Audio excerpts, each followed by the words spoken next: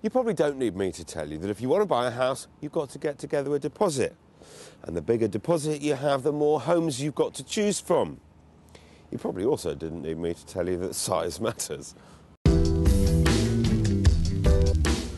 If you managed to scrimp together a hefty, healthy deposit, then congratulations. Maybe you should be on TV with me, showing everyone else how it's done. If you haven't, though, don't worry, because there are lots of other ways of getting your foot in the door. I find the simplest way is to set up a savings account with a monthly transfer out of your wage packet before there's any temptation to spend it. That's going to take patience. So what about sharing the cost? Borrowing from or buying with a family member brings its own set of problems. A friend or partner can actually be even scarier.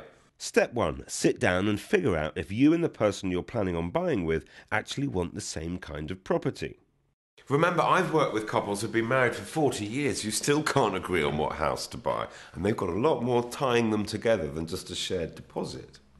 Step 2. Get a contract drawn up. You need to agree how the costs will be split, how the mortgage will be paid, and what will happen if one person wants to sell their share or even rent it out. Finally, if you're going to live in the property together, setting down some ground rules up front will go a long way to keeping your home a happy one. The next step is to get a mortgage, but first go back through your budget. Have you allowed for any stamp duty, solicitor's fees, the cost of the valuation, the survey, removals? These aren't always huge amounts of money, and there are many ways you can make savings, but you do need to factor them all into what you can afford to buy. And only once you know how much cash you have up front can you really know how much you should be borrowing.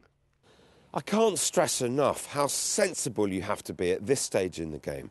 But the good news is, as soon as you've figured out what you can realistically afford to spend, that's when all the fun starts. Good, isn't it?